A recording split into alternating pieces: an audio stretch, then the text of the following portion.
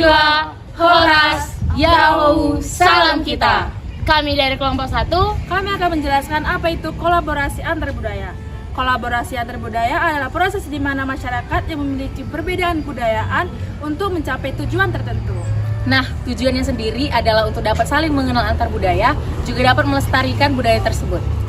Nah, pada pasal 32 ayat 1 mengatakan bahwa negara memajukan kebudayaan nasional Indonesia di tengah peradaban dunia dengan menjamin kebebasan masyarakat dalam memelihara dan mengembangkan nilai-nilai budayanya. Dan di ayat 2 mengatakan bahwa negara menghormati dan memelihara bahasa daerah sebagai kekayaan budaya nasional. Nah, di negara kita, negara Indonesia, kita memiliki banyak budaya, ras, dan agama. Nah, jadi kita sebagai warga negara Indonesia, kita wajib menghargai dan menghormati budaya tersebut. dengan di negara kita mempunyai semboyan Bhinneka Tunggal Ika. Selamat menyaksikan.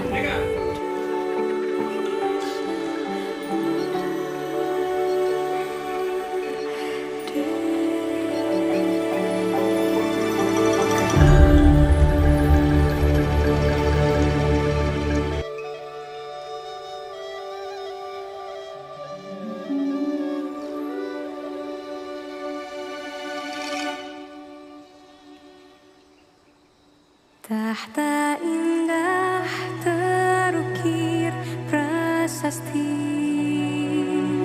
tata krama terlukis abadi. Di tanah ini kita terlahir, langit memanggilnya tanah Nusantara.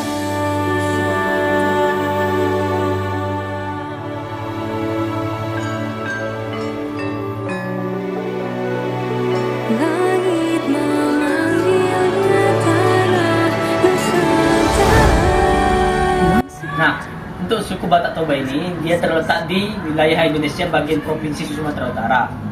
Suku Batak Toba meliputi berbagai wilayah, yaitu Kabupaten Toba, Kabupaten Samosir, Kabupaten Tapanuli Utara, dan Kabupaten Tapanuli Tengah, dan lain-lain. Pakaian adat Batak Toba untuk pria bagian atasnya dinamakan ampe-ampe, bagian bawahnya disebut singkot, dan untuk perempuan dia bagian atasnya dibilang namanya adalah hoba-hoba dan di bawahnya adalah pin. Nah, untuk pakaian adat Batak Toba ini, dia terbuat dari kain ulos. Nah, dan makanan orang Batak Toba, makanan tradisionalnya itu disebut ombos-ombos dan ikan emas arsik. Nah, untuk senjata tradisional dari suku Batak Toba, yaitu dia disebut sebagai pisau gading. Dan rumah adat rumah adat tradisional orang Batak Toba adalah rumah bolon. Dan tarian-tarian yang melekat pada suku Batak Toba disebut sebagai tari tortor. Yang pertama adalah kulcapi. Pada awalnya kulcapi ini dibuat dari akar pohon aren sebagai senarnya, namun dengan seiring berjalannya waktu dibuat dengan senar metal. Yang kedua adalah keteng-keteng. Keteng-keteng adalah salah satu alat musik yang unik karena dapat menghasilkan suara tiruan dari 4 alat musik.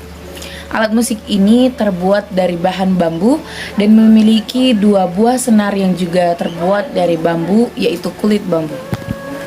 Keteng-keteng merupakan alat musik pengiring satu parade pertunjukan musik. Yang ketiga adalah surdam. Surdam dimainkan dengan cara ditiup.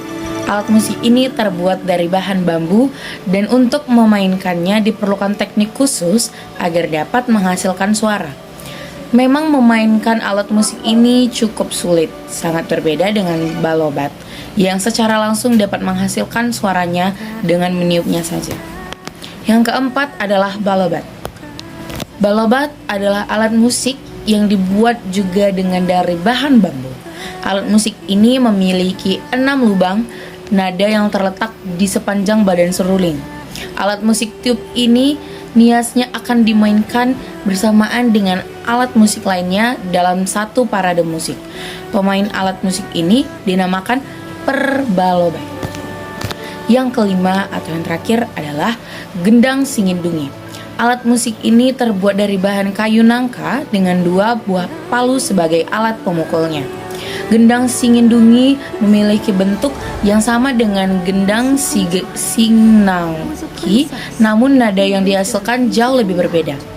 Jika gendang Singnangki hanya dapat menghasilkan nada yang berulang, maka gendang Singnangi akan menghasilkan nada yang naik turun. Pemain alat musik ini disebut sebagai penggual.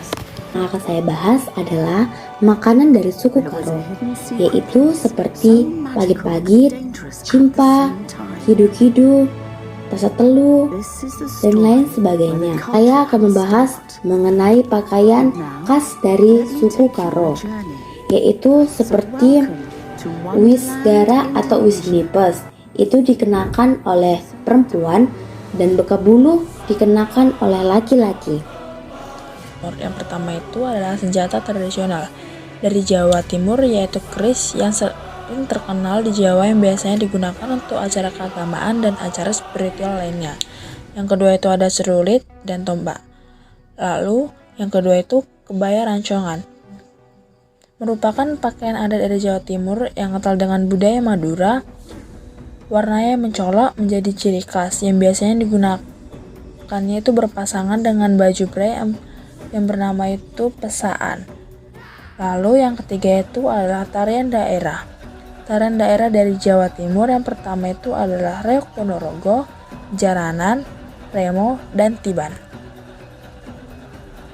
Jadi di sini saya akan menjelaskan bagaimana kebudayaan suku Nias. Walaupun Nias termasuk satu pulau, Nias juga terbagi atas 4 bagian. Ada Nias Induk, Nias Selatan, Nias Utara, dan Nias Barat. Dan untuk pakaian adat sendiri, kita tahu dominannya itu warna merah, kuning, dan hitam. Yang di mana merah menandakan keberanian, kuning menandakan kekayaan, kemuliaan, dan hitam menandakan kesuburan dan kejayaan suku Nias. Kacibu bawa kepiting 2 ekor, caca budel belanga pica hidung gigi ronggang, sapi ketawa dulu dipacu rajut tunggal.